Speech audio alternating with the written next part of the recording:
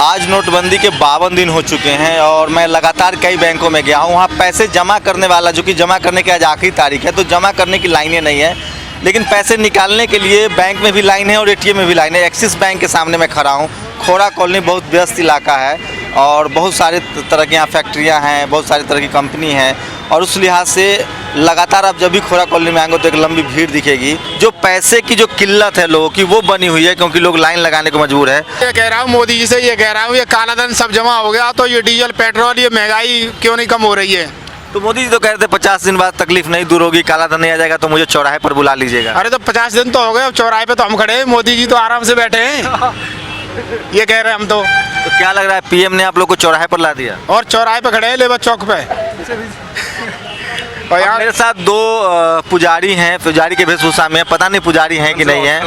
हाँ, पुजारी ही हैं ये, और मोदी जी के बारे में कुछ कहना चाहते हैं, क्योंकि भक्त का जमाना भी है और भक्त भी हैं, ये भगवान के भक्त हैं। मुझे नहीं लगता मोदी जी के तो भक्त नहीं है। नहीं, बिल्कुल जी नहीं। मोदी ने जो काम किया है बहुत ही सुधारक काम किया है और जो पैसा है हमारे पास है, ऐसा नहीं है किसी इस पैसे को कोई और इस्तेमाल। क्या लग रहा है ये लोग दूसरे के पैसे निकालने के लिए लाइन में लगे हैं? कोई भी लाइन में नहीं है। 1000 2000 रुपए अगर चाहिए, देखिए 2000 4000 चाहिए। अब देखिए ये मैं आपकी बात को काट रहे हैं, पहले रुक जाइए। हाँ बताइए, ये कह रहे हैं कि भाई मोदी जी ने अच्छा काम किया है। अच्छा भी किया है, लेकिन जब हमारा पैसा हमको बैंक से भी नहीं मिल रहा है तो किस हमारा कमाया हुआ पैसा हमें नहीं मिल रहा है। काम खराब किया है मोदी जी को, जो है ना कमाना नहीं पड़ रहा है। पब्लिक आम पब्लिक जो रोड पे खड़ी है ना सुबह से शाम तक, अभी मैं 2 घंटे हो गए मुझे, अभी नंबर नहीं आया। मैं छुट्टी करके 2 दिन हो गए मुझे छुट्टी करते हुए।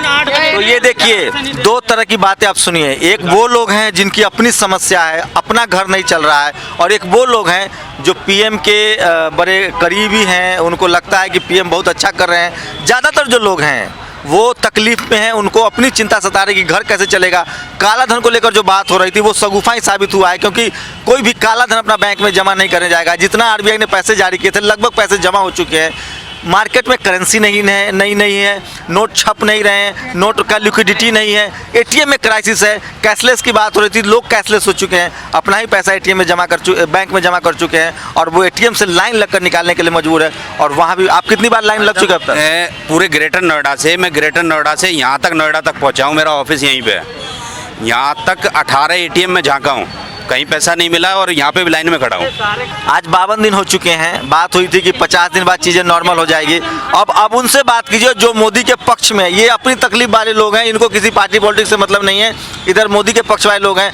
आपको कभी तकलीफ हुई कि नहीं नोट? बिल्कुल आज तक नहीं हुई है, क्योंकि हर काम ऑनलाइन चल रहा है। चढ़ावा में कुछ कमी हुआ है? चढ़ावे से कोई फर्क नहीं पड़ता। कब चढ़ावा ऑनलाइन आ रहा है कि नहीं? बिल्कुल आ रहा है साहब, बिल्कुल। मुझे चढ़ावा भी ऑनलाइन आ रहा है, चेक मिल रहे हैं, कोई टेंशन नहीं है। जहाँ आप बताइए क्या हुआ था मोदी जी वाले? हमारे क्रेडिट कार्ड, डेबिट कार्ड और ऑनलाइन बैंकिंग से नॉर्मल हो रहे हैं। कितनी बार सब्जी क्रेडिट कार्ड से खरीदे हैं? हमें बिल्कुल हमारे यहाँ मिल जाती है, हम जहाँ से हो जाता है वहाँ से ले आते हैं। और हमारे तो आप लोग कितने सब्जियाँ क्रेडिट कार्ड से खरीदने वाले? हाथ उठाइए जरा लोग, कैमरामैन दिखाएंगे। कोई है जो क्रेडिट कार्ड से सब्जी खरीदता है? कोई नहीं खरीदता है। चलिए भारत बदल रहा है, 2 लोग हैं जो क्रेडिट कार्ड से सब्जी खरीद रहे हैं। मुझे खुशी है, क्रेडिट कार्ड से सब्जी खरीदने वालों की संख्या जल्दी बढ़े, देश बेहतर हो।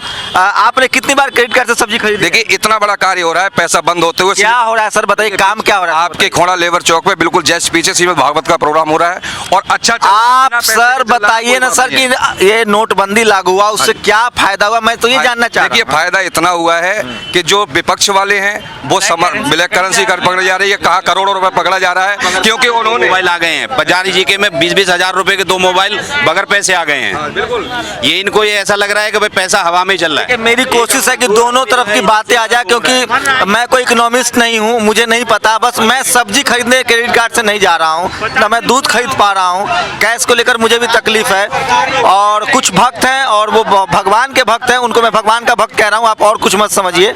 और उनका कहना है कि वो सब्जी भी क्रेडिट कार्ड से आपने क्रेडिट कार्ड से सब्जी खरीदी है कि सच बताइएगा? मदर डेयरी से मैंने बहुत खरीदी है। कितनी बार क्रेडिट कार्ड से सब्जी? मैं 2-4 बार लेके आया हूँ। मदर डेयरी की दुकानें कितनी है जहाँ लोग जाते हैं? देखिए अब जाने को सब जगह, हर जगह मदर डेयरी की दुकान। तो आप लोग क्या चाहते हैं कि लोग सब्जी अब मदर डेयरी से ही खरीदें? और उनका क्या होगा जो रेहड़ी पर सब्जी बेचते हैं वो बेरोजगार हो जाए? नहीं, उनकी आप ही पेटीएम लगेगा, लगाएं। मैं प्राइवेट पेटीएम यूज नहीं करना चाहता हूँ, वहाँ कमीशन लगता है, मैं क्या करूँ? कोई भी कमीशन नहीं लगता है, ये सबको संदेह वाली बात है। और पेटीएम फ्री सेवा दे रही है? बिल्कुल फ्री सेवा। ट्रांसफर पे, बैंक ट्रांसफर पे अभी रोक लगी हुई है। मैंने ट्रांसफर किया है दूसरे ऑनलाइन खाता, 192 रुपए मैंने पे किया। अच्छा सुनिए ना सर, मेरी माँ गांव में रहती है, पढ़ी लिखी नहीं है, ठीक ठाक काम चलता है उनका, 1-1.5 लाख रुपए सालाना कमा लेती हैं, गाय पालती हैं, भैंस पालती है, पढ़ी लिखी नहीं है, गांव में इंटरनेट कनेक्शन का प्रॉब्लम है, वो कैसे पेटीएम करे? देखिए सर, ऐसी समस्या ऐसी आई है, जैसे कोई नई बहू आती है और रोटी बनाने को बैठती है तो 4 आदमी इकट्ठे बैठ जाते हैं तो पड़ोसने में परेशानी तो होती है। ऐसा नहीं लगता कि नई बहू के चक्कर में करोड़ों रुपए बर्बाद हो गए, लोग सड़क पे खड़े हैं? आपको पता है करेंसी छापने में कितना खर्चा आएगा? बिल्कुल करेंसी छापने में परेशानी आती है, लेकिन तो 100 रुपए के लिए आप 500 रुपए कमा देंगे। उस करेंसी को इकट्ठा करने वाले यहाँ ब्लैक मनी वाले बहुत करोड़ों रुपए पकड़े गए हैं, कहाँ से आए हैं? अगर ऐसा sir 3 lakh crore black money की बात हो रही थी, 4 लाख करोड़, अब तक 500 करोड़ पकड़ा गया। 500 करोड़ और 5 लाख करोड़ में आपको अंतर लगता है कि नहीं? जो नहीं गए और भी पकड़े जाएंगे आगे। उसमें लेबर कितनी है, कितनी लेबर है जो पकड़े गए हैं? सबसे बड़ी बात ये वो बोलना कितनी चाहिए है? कि यहाँ पर कोई बिजनेसमैन या पॉलिटिशियन या कोई किसी को हमने लाइन में लगते हुए नहीं देखा। क्या हम ही गरीब लोगों पे ये काला धन है? सबसे बड़ी बात यहाँ पर ये हो रही है। ये जो समस्या गरीबों को ही होती है, ज्यादातर होती है, और उसे अगर हम झेलेंगे तो हो सकता है हमारे लिए आगे सुधार हो। ऐसा नहीं है। आपके लिए ही किया जा रहा है जो कर रहे हैं। तो भाई साहब, ये गरीब लोगों के लिए ही देश बना है क्या? कॉन्स्टिट्यूशन में ऐसी कहीं है कि गरीब को ही सताओ? देखिए संविधान में, भारतीय संविधान में कहीं कोई ऐसा क्लॉज है कि गरीब को ही सताओ? अच्छा, मोदी जी ने कहा था कि 50 दिन बाद पैसा नहीं होगा तो चौराहे पे आ जाऊंगा, अब आप लोग क्या कहना है? कोई पैसा नहीं है, 18 ATM घूम नहीं, अभी कोई ऐसा प्रोग्रेस नहीं। कोई फायदा नहीं हुआ है। सरकार ने सिर्फ अपना फायदा किया, आगे हमारा नाम हो जाएगा कि हमने ऐसा कुछ किया था। तो देखिए मैं लोगों से बात कर रहा हूँ। जो लेडीज लोग खड़े रहते हैं, सुबह से शाम हो जाती है, कैश नहीं निकल रहा है, बेचारा वो अच्छा लग रहा है, बच्चे छोटे छोटे, घर में खाना नहीं, राशन नहीं है, ये अच्छी बात है क्या? मुझे दुख हो रहा है कि जहां मैं खड़ा हूं मैंने एक पब्लिक डिबेट बना दिया इसको। मुझे दुख हो रहा है कि मोदी जी के समर्थक 2 ही निकल रहे हैं, उनके समर्थक बढ़ने चाहिए थे। जिस तरह से वो बड़े बड़े दावे कर रहे थे कि नोटबंदी से काला धन आ जाएगा, आतंकवाद खत्म हो जाएगा, देश बहुत बेहतर हो जाएगा, फायदे ही फायदे होंगे। फिलहाल खोरा कॉलोनी की स्थिति है कि उनके वोट घटे। अगर मैं वोट के लिहाज से बात करूं, कैमरामैन गौतम के साथ शंभू कुमार सिंह, नेशनल दस्तक, खोरा कॉलोनी, गाजियाबाद।